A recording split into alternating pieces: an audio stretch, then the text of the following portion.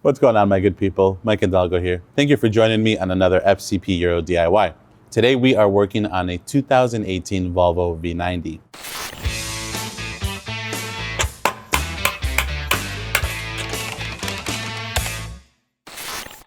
Today on the V90, we are going to be covering how to replace your fuel injectors. This will be applicable to all T5 and T6 Spa chassis Volvos.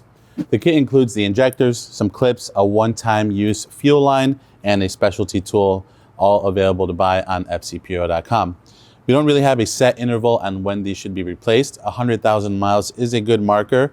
It's not uncommon for DI injectors to fail over time, get stuck open or closed. If you have a misfire that you're trying to chase and you've done the coil swap and even the potential spark plug swap from one cylinder to the other, and that misfire continues, more than likely you have a failed injector. Again, applicable to T5 and T6 engines, so the turbocharged and supercharged, which is what this engine is on the V90. But before we get into it, let's take a look at some of the tools we're gonna need for this DIY. For this DIY, we have a torque wrench, we have a 1/2" drive ratchet, a 3/8 drive ratchet will also be helpful. I'm using the electric counterpart of that today. Small pick tool, flathead screwdriver, little rivet or trim removal tool, small set of pliers, some adapters and extensions for our two ratchets. Sockets wise, we have a 10mm and 8mm and a T40, a little paint pen. Then we have our special crow's foot that comes with the fuel injector kit. This is a CTA socket, 17mm. And then we have our Volvo fuel injector puller tool, which will also be linked in the video description below. Again, you could probably figure out a way to get these out without this tool, but it's cheap enough where it's gonna make your life nice and easy. Not pictured here, but needed is also some shop towels so that you can pick up and sop up any fuel that may leak when we pull out the fuel rail and the injectors, and some compressed air to clean out our engine when we get to that point. Now we know what we're working with, let's go ahead and get started. We're gonna get to the first thing that Volvo recommends, which is going to be to depressurize the fuel system. Traditionally, especially in BMWs, you don't have a way to pull a fuel pump fuse. So you just crack a line, let the fuel out. But for Volvo, there is a procedure which we're gonna follow today and show you how to do. On the right-hand side here, we're gonna find a little fuse box behind this panel. We're gonna pull fuse number 43. Then we're gonna get in the car, try to start it and let it run until it dies.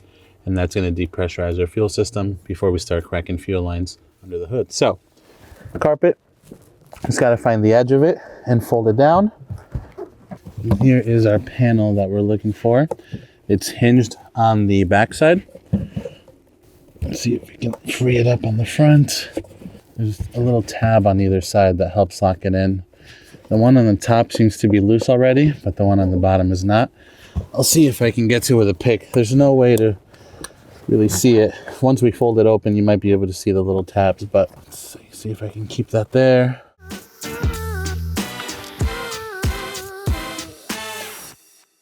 Here's that fuse cover and that little tab that was holding us up on the bottom side. You have a fuse puller in here, so we'll use that. And now we're gonna pull fuse 43, which is gonna be this last one here. It's a 15 amp fuse. In between the two giant plug connectors, you have 2 rows of fuses. Bottom middle row, last fuse on the right. There's also a number here that says 43, so that's how you know you're working with the correct one. All right, with that one out, I'm gonna hop in the driver's seat, turn on the car until it dies, and then we'll move over to the engine bay and show you what to do from there. Now I have the wagon master himself here, the Volvo specialist in the house. I feel confident we're gonna turn on the car and let it run until it dies. It's scary, but it's the way.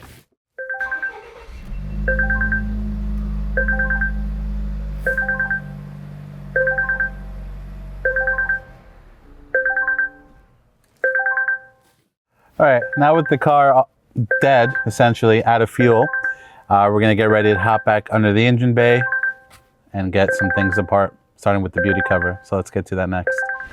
All right, we're gonna start by removing our beauty cover. We have 4 T40s, they're just plastic screws that hold it on. I'm gonna overkill it and zap them out with the electric ratchet. And then we'll lift this cover up and set it out of the way. All right, now we have the cover out of the way. We can see our fuel rail. We have a couple bits in the way.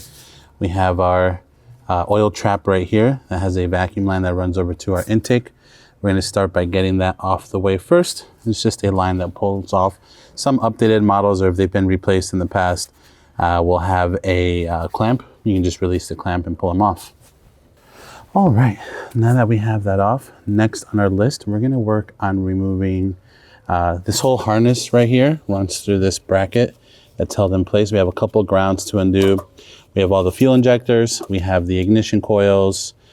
We have some cam solenoids. All of these are going to get unplugged. So we're just going to work our way around. We can start with the front and just move our way to the back. But the goal is going to be to free everything up so that we can swing this harness up and out of our way. So let's work on that next. If this is your first time doing something like this, it's not the worst idea to put marks on your connectors. You can see someone's been in here before and put marks on things. Looks like they marked all the ignition coil plugs separate to the fuel injectors and vice versa. But let's just say, you're concerned about mixing up maybe the ones that are all close together. Mark your things. You can do a line for those. Maybe you do 2 dots or whatever, you number them. For the most part though, the harness is gonna lay back in its place kind of where it was. And as another example, you have 2-pin connectors for the injectors. The ignition coils are 3. You're not gonna mix those up. What you may mix up is the ones for the injector here and this intake cam, but highly unlikely, but doesn't hurt to put some marks on it, especially if it's your first time and you're trying to stay organized. So we're just gonna work our way around, start disconnecting as much as we can. Then we have a couple grounds to zap out and we'll go from there. We have a couple 8 mils for grounds. We have one right here in front of the intake solenoid by the oil fill cap. We have another one hiding back here. Let's zap those 2 babies out.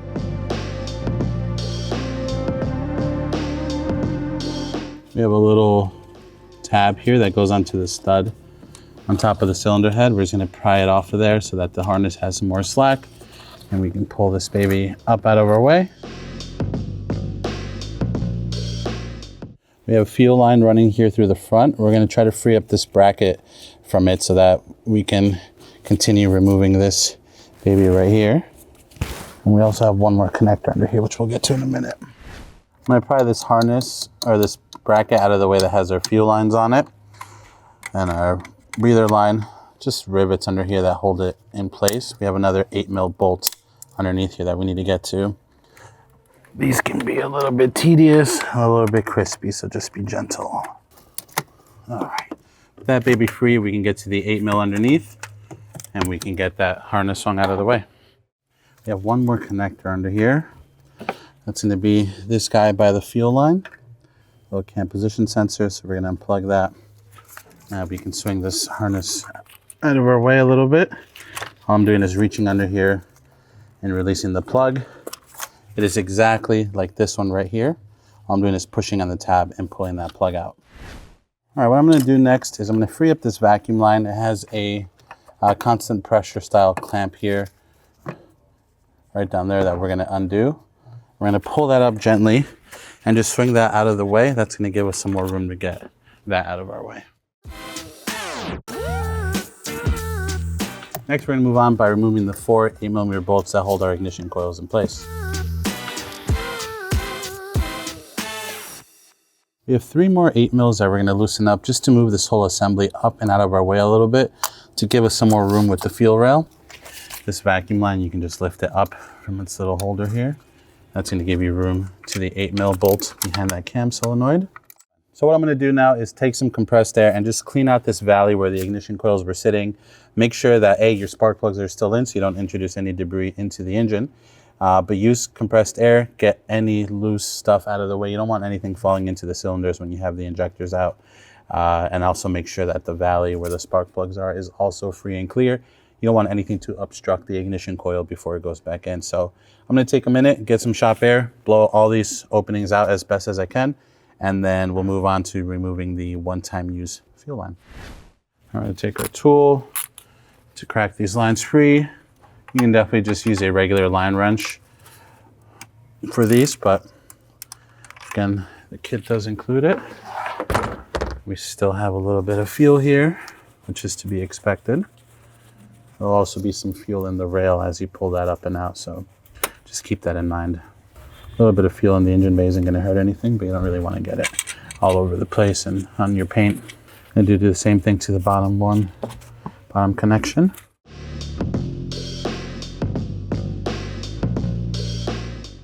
All right, next on our list, while we still have the fuel rail in place, it's just gonna make our lives a little bit easier. It's not super critical, but freeing up the harness from the fuel rail is gonna be something that you can just do now. There's these little plastic rivets holding on the connectors to the injectors. We'll separate them from the injectors after the fact.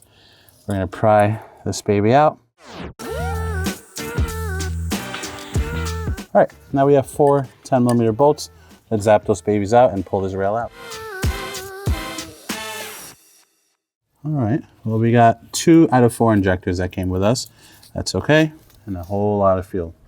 I'm gonna plug this up as best as I can. We'll set this to the table, and then we'll get those other 2 injectors out. Another good reason why you wanna undo the harness, because sometimes injectors can stay behind, just like what we had happen here.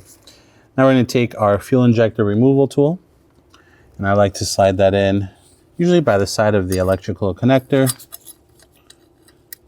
and then bring it over the body and just pull up like so. That's what that looks like. We went in via the connector side and then just kind of locked in underneath the body of the injector. Let's get the other one out. These aren't very tight in there. You could probably get away without the tool, like we mentioned at the beginning, but for a few dollars, it makes your life a whole lot worth it. All right, with these out, let's head over to the workbench. We'll show you how to swap over the connectors and prep the new injectors for our fuel rail. Our new fuel injectors come with some new clips. If you note on the old setup here, what the clips do is not only align the injectors correctly, there's notches cut out on the fuel rail to help keep that injector in line, but it also helps drive the injector into the cylinder head. So these clips are not designed to grab around the fuel rail, but instead act as a support for the fuel rail to drive the injector in all the way on the cylinder head. So pretty neat design. So these new clips will literally just go over the front of your injector. You have a rounded side, which is opposite of the electrical connector.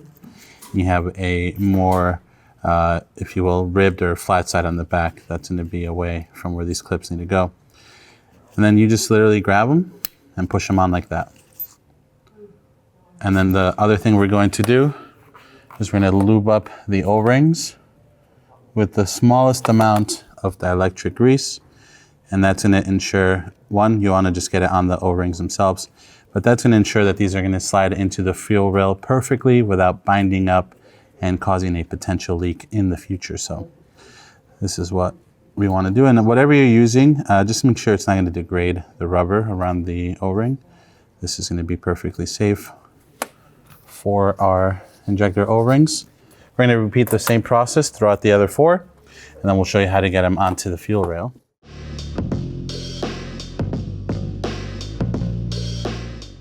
As you can probably see, we got a couple things left behind. It's very important that you get all the old seals out of the fuel line.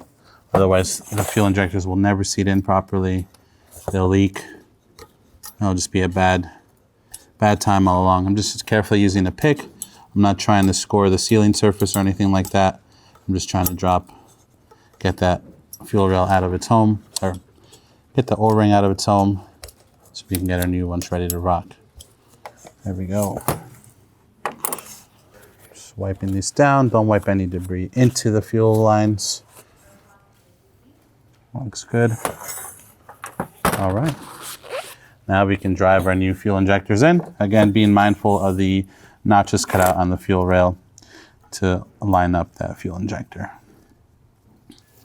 You'll notice there's also a flat spot on the back of the fuel line, and that's going to help key in with the electrical connector. So really, there's only one way for these to go on. Don't worry about mixing them up.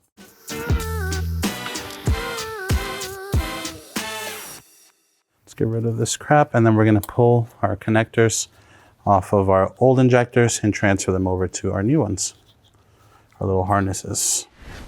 All right, on these injectors is a little tab on the front side. We're just going to use a little pick to bring that tab open, something like that, and then we're just going to pull the connector out Obviously, don't worry about breaking the tab on the injector at this point, especially if you're replacing them. If you're reusing them for some reason, maybe you're replacing the seals from an alternate job, then be a little bit more gentle. But in our case, these are going in the trash.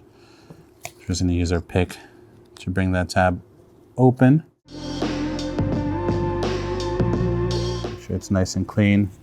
And the little locking tab is facing the locking tab on your new injector.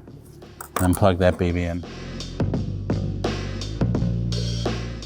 From there, we're gonna run that baby up, plug it back into our fuel rail, and we're good to rock and roll. We're gonna do the same for the other three, and then we'll pick it up with bringing this back over to the car. As most of you saw while putting in this connector back into the fuel rail, these clips all just evaporated the second we touched them. These are available separately. More than likely, we'll add them to the kit and either add them as a recommendation so you can swap them out. But the way you get them out is you release the tab up top on the plug side of the harness and then slide them down. They just key in. They have a little slotted back that helps key them into the plug connector. So they're a little bit tedious, good way to stab your hand.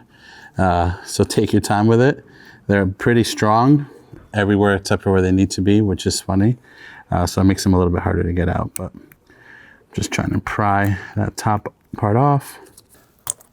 There we go. So once you lift it down, you just slide it down, get your new one on. There we go. And now you have a new clip. And now these will more securely pop in. And that baby's not going anywhere. We're gonna do the same to the other three, get those harnesses plugged in, clips replaced, and then we'll see you back at the front of the car. We got 4 10mm bolts started by hand. Now our rail is nice and flush up against the cylinder head, which is perfect. We're gonna torque those 10mm bolts to 20 Newton meters using our torque wrench. All right, next on our list is gonna be our fuel line. So let's put our new one in now. All right, one thing important to note with this special tool is you want the head of it to be at a 90-degree angle relative to the head of the ratchet. So it should look something like this. If you have it straight out forward like so, what you're doing is adding more torque to the socket than what you set the torque wrench to. Like this, it's gonna be even the whole way through, and we're just gonna turn the tool with the torque wrench. Let me show you what I mean. We're on, we're set to 12 Newton meters, and bam.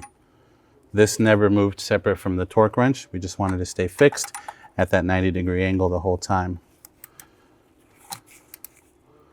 Oh, this is wrong. Here we go. Just one nice clean sweep. This harness is a little bit in our way. Okay.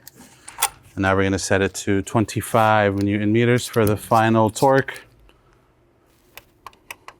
Beautiful. We're gonna hit those with the paint pen just for insurance purposes. Next time we're under here, we can make sure nothing came loose. Not that I suspect it will, but it doesn't hurt. And it also helps remind us that we torqued everything down. Okie dokie, my good people. At this point, we're gonna get this baby back in place. 3 8mm bolts. Let's snug that up next. We're gonna go back in with our ignition coils.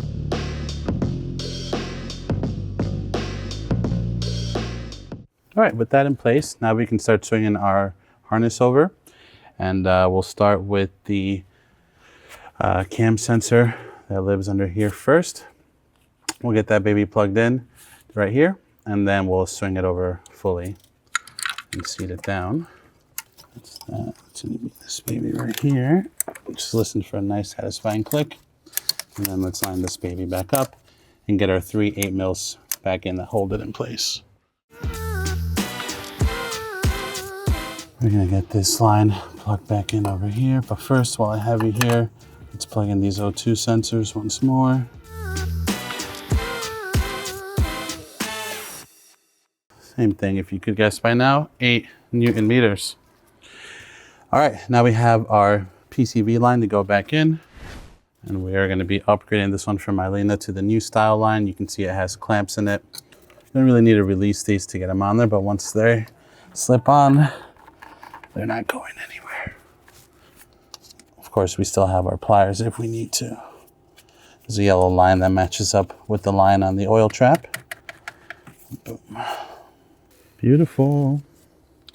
All right, at this point, fuel rail is back in, fuel line is back in, everything's clipped back in, all 4 injectors, ignition coils, our cam sensor that we did on the back, our cam solenoids up front, fuel line pressure, this vacuum solenoid right here, vacuum line is tucked back into its little channel. I think we're pretty much done, my good people. At this point, let's throw the beauty cover back on, then we're gonna hop back inside the car, get our fuse back on, and we should be able to start it and wrap up this DIY. Line those up. Beautiful. All right, I'll catch you inside the car. All right, we're back in the car. Let's get our fuse back in place.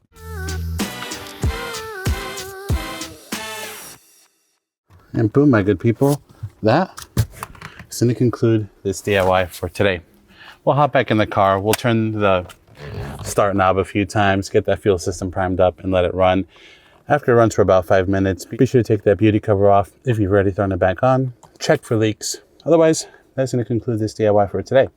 If you like this video, please be sure to give it a thumbs up. If you have any questions or comments on what we did today, leave those in the comment section below.